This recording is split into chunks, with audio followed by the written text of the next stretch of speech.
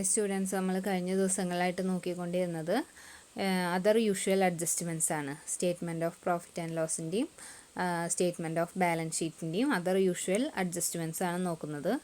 അതിൽ ഒരു 9 പോയിൻറ്റ്സ് നമ്മൾ പറഞ്ഞു കഴിഞ്ഞു. ഇനി നെക്സ്റ്റ് പോയിൻ്റാണ് provision for discount on debtors. ആ പോയിൻ്റ് നോക്കാം.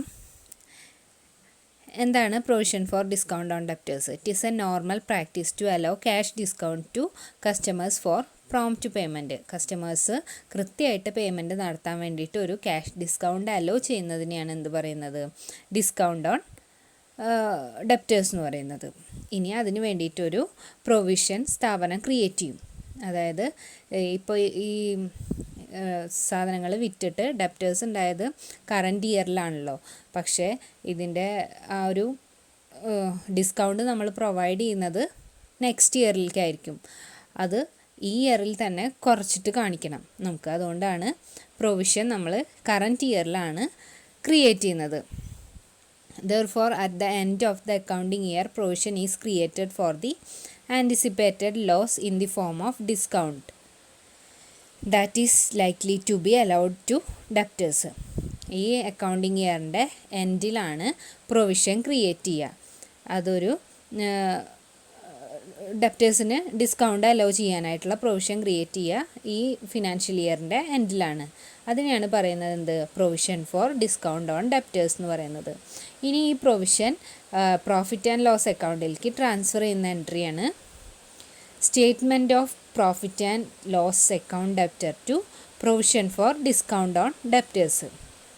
അതായത് statement of profit and loss അക്കൗണ്ടിൻ്റെ ഡെബിറ്റ് സൈഡിലാണ് നമ്മൾ provision for discount on debtors കാണിക്കുന്നത്, അല്ലേ? അതുകൊണ്ടാണ് എൻട്രി അങ്ങനെ വന്നിരിക്കുന്നത്. Statement of profit and loss അക്കൗണ്ടിൻ്റെ ഡെബിറ്റ് സൈഡിലാണ് to provision for discount on debtors എന്നുള്ള രീതിയിൽ നമ്മൾ ആ എൻട്രി കാണിക്കുന്നത്. ഇനി treatment in final account same as provision for doubtful debts. നമ്മൾ കഴിഞ്ഞ ദിവസം provision for doubtful debts create ചെയ്തു. അതിൻ്റെ സെയിം പ്രൊസീജിയർ തന്നെയാണ് ഫൈനൽ അക്കൗണ്ടിൽ വരുന്നത്. ഇനി notes on calculation of provision. Provision for discount on debtors is calculated on good debtors. Good ഡെപ്റ്റേഴ്സിൻ്റെ മേലെയാണ് നമ്മൾ provision for discount on debtors കാണുന്നത്. അതെങ്ങനെയാണ് ഗുഡ് ഡെപ്റ്റേഴ്സിൻ്റെ മേലെ കാണുകയെന്ന് വെച്ച് കഴിഞ്ഞാൽ ടോട്ടൽ ഡെപ്റ്റേഴ്സിൽ നിന്ന് ബാഡ് ഡെപ്റ്റ്സ് കുറച്ച് കഴിഞ്ഞാൽ നമുക്ക് കിട്ടുന്നതാണ് എന്ത്? Good debtors. അതുപോലെ തന്നെ ഡൗട്ട്ഫുൾ ഡെപ്റ്റ് ഉണ്ടെങ്കിൽ അതും കുറയ്ക്കണം. അപ്പോൾ നമുക്ക് കിട്ടുന്നതാണ് ഗുഡ് ഡെപ്റ്റേഴ്സ്. അത്തരം ഗുഡ് ഡെപ്റ്റേഴ്സിൻ്റെ മേലെയാണ് നമ്മൾ പ്രൊവിഷൻ കാണുന്നത്.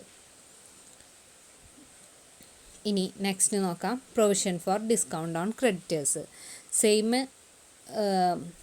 ഡെപ്റ്റേഴ്സിൻ്റെ കാര്യം പറഞ്ഞ പോലെ തന്നെയാണ് ക്രെഡിറ്റേഴ്സിൻ്റെ കാര്യവും. ജസ്റ്റ് ഓപ്പോസിറ്റാണ്, സെയിം അല്ല. If a firm makes early payment to its creditors it will receive discount. ഒരു ഫേം അതിൻ്റെ ക്രെഡിറ്റേഴ്സിന് ഏർലി പേയ്മെൻറ്റ് നടത്തുകയാണെന്നുണ്ടെങ്കിൽ ഒരു ഡിസ്കൗണ്ട് കിട്ടാനുള്ള സാധ്യത ഉണ്ട്. അതിന് വേണ്ടിയിട്ട് നമ്മൾ നെക്സ്റ്റ് ഇയറിൽ ഡിസ്കൗണ്ട് കിട്ടും. ചിലപ്പോൾ ഈ ഇയറിൽ തന്നെ ആവണമെന്നില്ല ഡിസ്കൗണ്ട് നമുക്ക് കിട്ടുന്നത്. നെക്സ്റ്റ് ഇയറിൽ ഡിസ്കൗണ്ട് കിട്ടും എന്നുള്ള പ്രതീക്ഷയിൽ നമ്മളൊരു പ്രൊവിഷൻ ക്രിയേറ്റ് ചെയ്യാണ്. അത് സ്ഥാപനത്തിന് ഒരു ഇൻകമായിട്ടാണ് വരുന്നത്. ഇനി ഈ income statement of profit and ലോസിലേക്ക് എങ്ങനെ ട്രാൻസ്ഫർ ചെയ്യും നോക്കാം. ആ ഒരു എൻട്രി നോക്കാം. Provision for discount on creditors account debtor to statement of profit and loss. അതായത് provision for discount on creditors എന്ന് പറയുന്നത് സ്ഥാപനത്തിന് റവന്യൂ ആണ്. അതുകൊണ്ട് നമ്മൾ statement of profit and loss അക്കൗണ്ടിൻ്റെ ക്രെഡിറ്റ് സൈഡിൽ by provision for discount on debtors എന്ന് പറഞ്ഞിട്ടുള്ള ഡിസ്കൗണ്ട് ഓൺ ക്രെഡിറ്റേഴ്സ് എന്ന് പറഞ്ഞിട്ടുള്ള രീതിയിലാണ് നമ്മൾ കാണിക്കേണ്ടത്.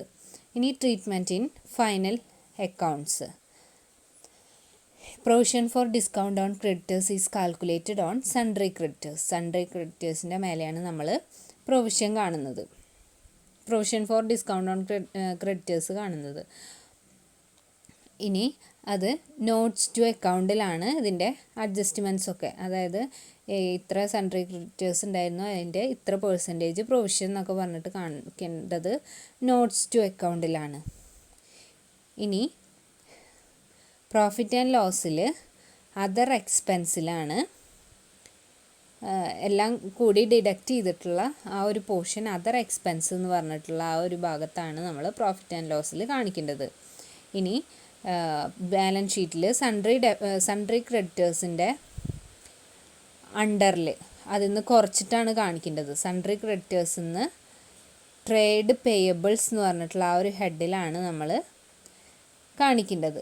നോട്ട്സ് ടു അക്കൗണ്ടിൽ നമ്മൾ ഇതിൻ്റെ കാൽക്കുലേഷനൊക്കെ ചെയ്തിട്ട് സൺട്രി ക്രെഡിറ്റേഴ്സിൻ്റെ അണ്ടറിൽ ട്രേഡ് പേയബിൾ എന്ന് പറഞ്ഞിട്ടുള്ള ആ ഒരു ഹെഡിൻ്റെ കീഴിലാണ് നമ്മളിത് കാണേണ്ടത്.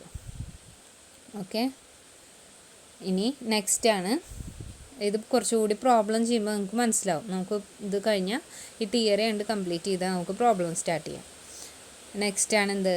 Implied adjustment of interest on loans. Implied adjustments of interest on loans.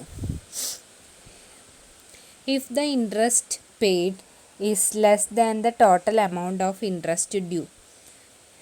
എത്ര ഇൻട്രസ്റ്റ് ആണ് പേ ചെയ്തത്, എത്ര ഇൻട്രസ്റ്റ് ആണ് ആക്ച്വലി പേ ചെയ്യാനുണ്ടായിരുന്നത്, അവ തമ്മിലുള്ള ഡിഫറൻസ് ആണ് ഔട്ട്സ്റ്റാൻഡിങ് ഇൻട്രസ്റ്റ് ആയിട്ട് നമ്മൾ കാണുക. അതിനാണ് ഇംപ്ലൈഡ് അഡ്ജസ്റ്റ്മെൻറ്റ് എന്ന് പറയുക. This is an implied adjustment.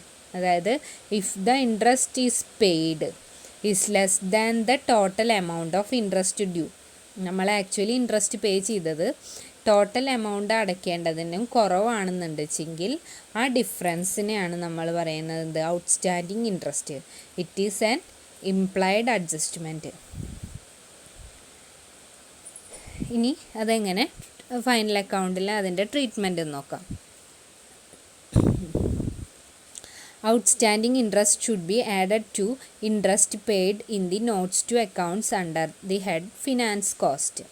അതായത് ഫിനാൻസ് റേസ് ചെയ്യാൻ വേണ്ടി വരുന്ന ഒരു കോസ്റ്റ് ആണല്ലോ ഇപ്പോൾ ഈ ഇൻട്രസ്റ്റ് എന്ന് പറയുന്നത്. ഇൻട്രസ്റ്റ് വേണമെങ്കിൽ ബാങ്ക് ലോണിൻ്റെ ആവും.